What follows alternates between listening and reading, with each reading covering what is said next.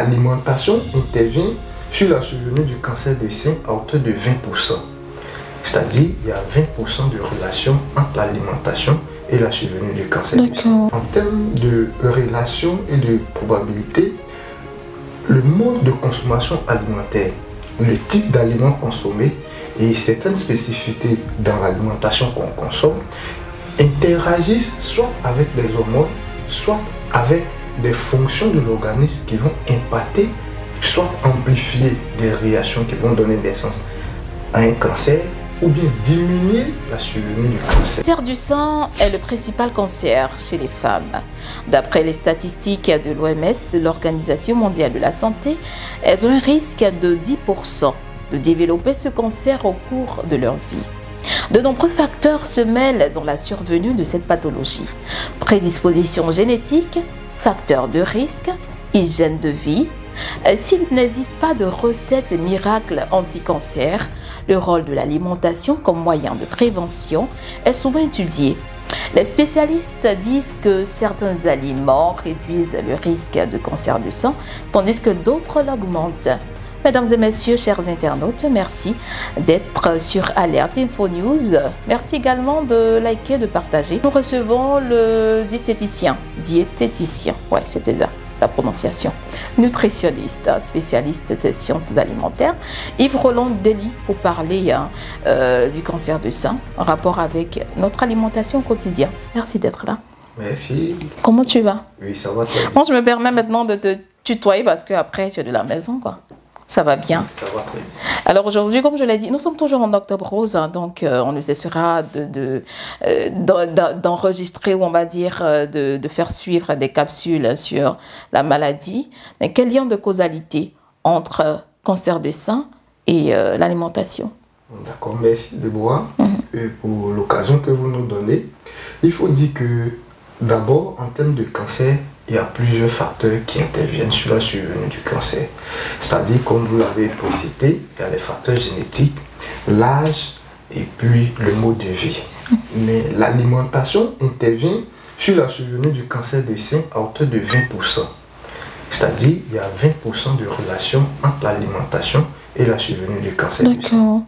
Et il faut dire qu'en termes de relation et de probabilité, le mode de consommation alimentaire, le type d'aliments consommés et certaines spécificités dans l'alimentation qu'on consomme interagissent soit avec les hormones, soit avec des fonctions de l'organisme qui vont impacter, soit amplifier des réactions qui vont donner naissance à un cancer ou bien diminuer la survenue du cancer. Donc l'alimentation est un élément vraiment vital pour la survenue du cancer. Après, on mange tous les jours, donc on constate que c'est tout de même normal hein, que l'alimentation ait un impact, hein, que ce soit positif ou négatif. Quel est le métabolisme? En termes de métabolisme, il faut noter que les aliments, d'abord, tout ce qu'on consomme en termes de nutriments, vont passer dans le sang. Et comme on a dit, pour le cancer du sein, l'élément qui prédomine, ce sont des facteurs hormonaux. Or, la modulation de ces facteurs hormonaux est régulée par les nutriments. Donc, en termes de métabolisme, de façon mécanique, si on veut expliquer de façon chimique, c'est soit la consommation des mauvais nutriments qui vont agir sur le système hormonal, ou bien l'apport de meilleurs nutriments qui vont aussi aller diminuer ce facteur-là. Et après, on est tout impatient de le savoir, hein, ces aliments-là qui sont protecteurs, ceux qui contribuent à nous rendre à risque, justement, face à ce cancer de sein. Mais on va parler d'abord des aliments protecteurs. On va les citer pêle-mêle et puis voir leur contenu. Oui, pêle-mêle, il faut dire que plusieurs aliments sont en mesure de pouvoir limiter ou moduler, diminuer la survenue du cancer. Sous nos tropiques africains, il faut d'abord parler des aliments tels que les courges et courgettes qui sont... D'accord, ce que j'aime pas du tout. Hein. Courges et courgettes sont d'excellents aliments protecteurs anti-cancer. Il y a aussi la tomate qu'on consomme chaque jour qui est vraiment un élément très excellent. Il y a le poivre qui est aussi un élément qui, en réalité, ils contiennent des nutriments. Ce que nous, on appelle dans notre jargon les antioxydants. Ils ont certains antioxydants qu'ils contiennent qui agiraient de façon spécifique sur les cellules pour empêcher ou bien inhiber la prolifération exagérée que j'expliquais tantôt. On va mettre un accent ponctué sur la tomate. Quelles sont les vertus de la tomate au point de permettre, on va dire, de contrecarrer en fait, cette maladie et puis nous permettre de nous protéger? D'accord. Au niveau de la tomate, il faut dire que c'est un aliment qui est vraiment riche en termes de nutriments, mais spécifiquement en termes d'antioxydants. Il contient des éléments tels que la lycopène, qui sont vraiment d'excellents antioxydants. La lycopène, c'est quoi? Ok. Oui, c'est un antioxydant qui est très abondant au niveau de la tomate, qui interviendrait dans les réactions d'oxydation. Vous savez, au fait, tantôt vous avez demandé le métabolisme, le mécanisme, c'est un problème d'oxydation. À chaque fois que l'homme vit et on réagit au niveau de notre système immunitaire, de notre organisme. Et au cours de ces différentes réactions, il y a la production de ce qu'on appelle les peroxydes, des éléments qui sont rejetés par l'organisme, soit en termes de réaction d'oxydation. Donc ces éléments-là, il faut des antioxydants pour pouvoir les oxyder. Oxyder, c'est quoi? C'est-à-dire se lier à ces éléments que l'organisme a produits qui pouvaient s'attaquer à d'autres cellules. Donc vous comprenez? Donc les antioxydants jouent le rôle de s'attaquer à ces cellules que l'organisme, à ces réactions que l'organisme a produites pour empêcher la survenue du problème du cancer. D'accord, donc ça veut dire que ces antioxydants, c'est bien cela, on peut les retrouver dans les tomates, dans les courgettes, dans tout ce qui est crudité, on va le dire comme ça? La plupart des crudités, même les fruits et légumes, généralement ils sont en abondance, mais ils sont très abondants dans ces aliments. Mais pour le cas spécifique du cancer du sein, il faut dire que les aliments qu'il faut plus privilégier, il y a les courgettes. Donc, pour faire une différence entre les courges et les courgettes, généralement, les courges sont tachetées de couleur jaune. Et alors que les courgettes ont une couleur unique. D'accord. Généralement, sur le marché, ceux qui sont tachetés de couleur jaune sont les courges. Et eux, ils sont plus pour la consommation, est plus en vogue pour prévenir les cancers du sein. Les courgettes. Les courges. D'accord. Sous quelle forme on peut les consommer? Peu importe. Oui, généralement sous la forme préparée. Une préparation, une cuisson de 10 à 15 minutes. On peut aussi les consommer en fine lamette sous forme de salade qui permettrait de pouvoir bien passer aussi. D'accord, donc c'est pareil pour la tomate en crudité. En crudité, mais généralement aussi de 4, 5, 6 minutes. La consommation la cuisson ne doit pas prendre trop de temps. D'accord, nous sommes en Afrique, les femmes africaines savent comment concocter les sauces à base de tomates. Est-ce que le fait de cuire intégralement la tomate pourrait nous faire revenir les effets qu'on aimerait bien en rapport avec la prévention du cancer?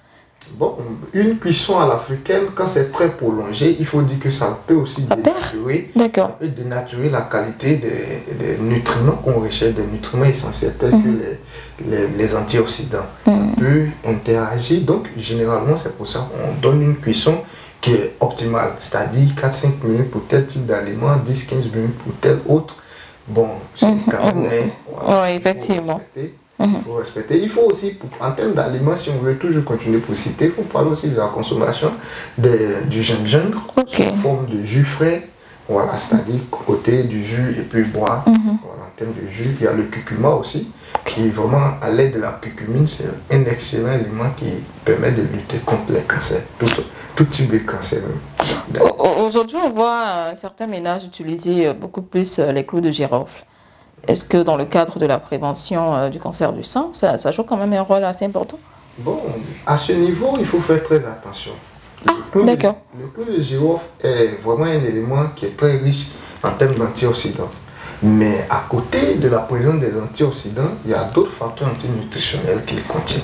Et si vous remarquez, généralement, c'est un aliment qui est un peu plus acide en termes de consommation. Oui, effectivement. Donc, une consommation excessive du clou de girofle entraînerait d'autres éléments, d'autres facteurs, ou bien même, d'autres actions indésirables qu'on pourrait donc... Les effets contraires en fait à ce qu'on cherche. Donc dans le sujet que nous traitons présentement, le clou de girofle n'est pas trop indiqué pour prévenir le cancer. Je pense qu'on aurait une capsule spéciale relativement à l'utilisation des clous de girofle, parce qu'on utilise vraiment les clous de girofle dans bien de situations pour résoudre ou apporter solution à certains maux.